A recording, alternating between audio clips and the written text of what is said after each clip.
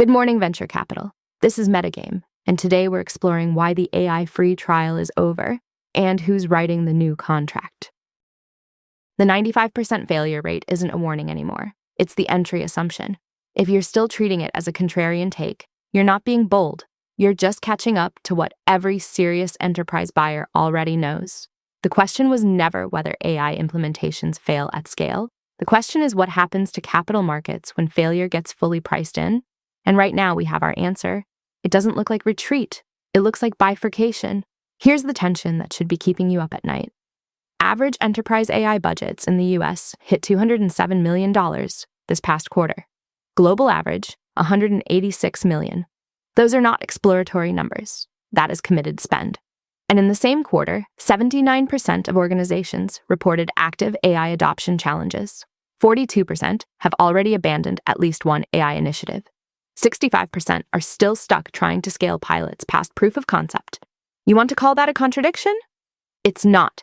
It's a bifurcated market doing exactly what bifurcated markets do, concentrating returns in a small survivor pool while the majority cycles through failure on someone else's budget.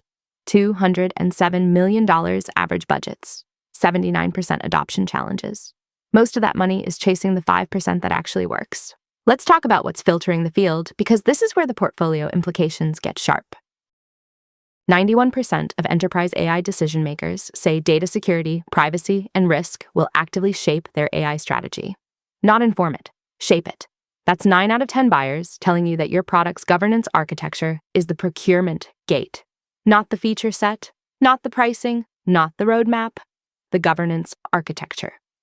When Washington confirmed its AI posture earlier this quarter, cyber coordination, operational safeguards, no blanket restrictions on frontier models, it wasn't creating a new dynamic. It was codifying what the enterprise market had already discovered. The U.S. Treasury running vulnerability assessments on frontier models before operational use isn't a policy story. It's a market signal. AI is being evaluated like critical infrastructure, not productivity software. That gap between what security teams require and what most AI vendors actually deliver is the gap that's sorting winners from the 42% abandonment cohort. Now here's the data point that deserves a full stop. 63% of enterprise buyers now require human validation of agent outputs. 1 quarter ago, that number was 22%. Let that land. A 41 percentage point jump in 12 months. The market just repriced full autonomy from a competitive differentiator to a liability. In early 2025, if you were pitching an autonomous agent that removed humans from the workflow, that was the demo. That was the sell.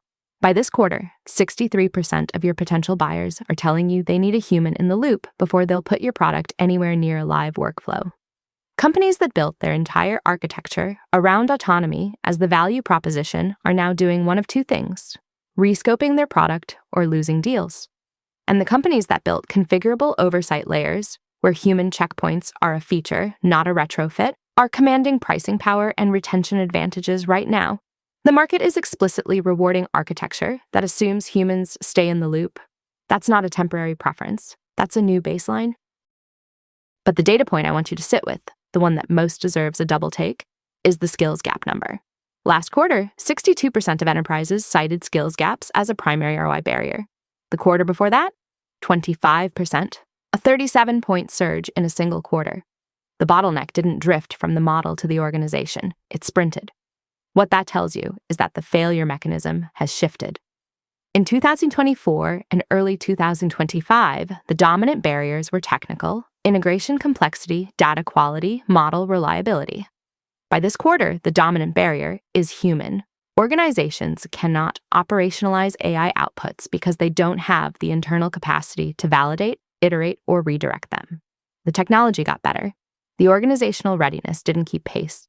And now the skills gap is the primary place where ROI goes to die.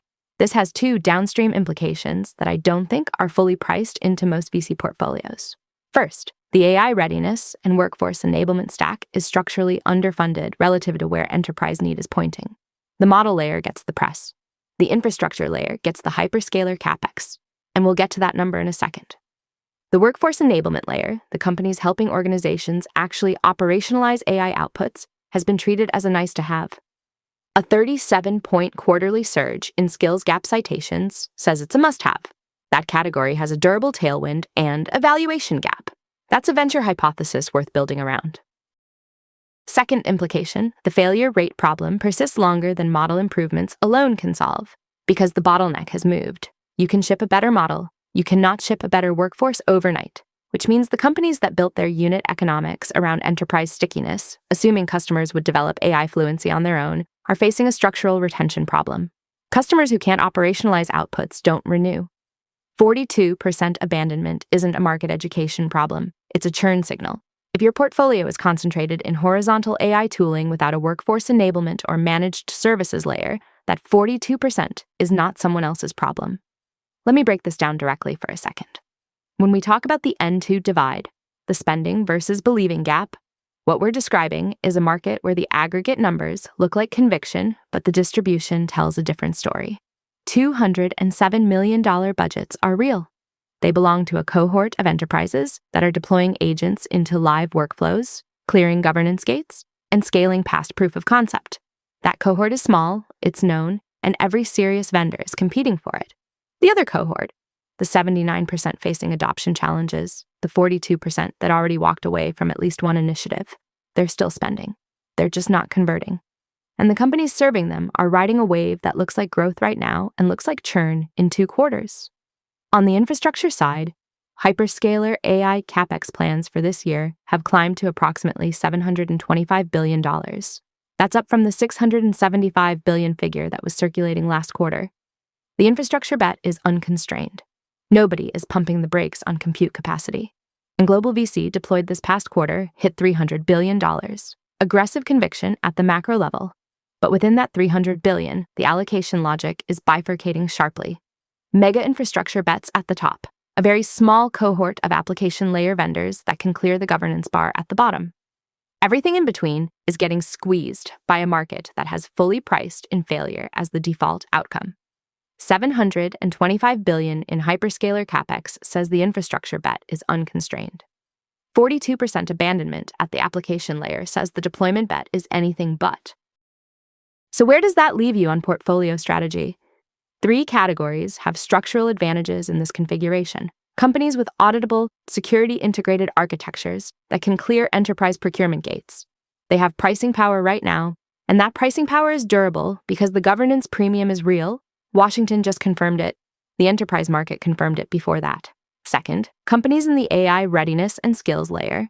37 points of quarterly tailwind in stated enterprise need, a category that's been chronically underfunded relative to the model stack, and a failure mechanism that model improvements alone cannot fix. That's the setup. Third, companies offering deployment stage services and human-in-the-loop integration layers that convert the 63% human validation requirement from a friction point into a product feature. The market is paying for that architecture. The question is whether your portfolio has it. Here's where we close the loop.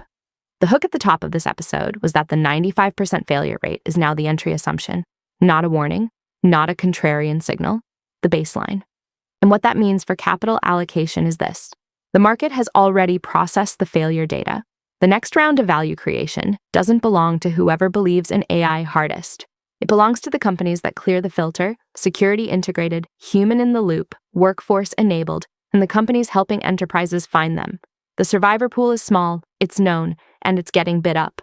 The question isn't whether you believe in AI. Every portfolio in this market believes in AI. The question is whether you're backing the 5% that survives the filter, or whether you're holding paper in the 42% that already walked away. That's our venture capital podcast for today. If you learned something new, tap 5 stars and follow our show. Thank you for listening to Metagame. Grab news. Thomas.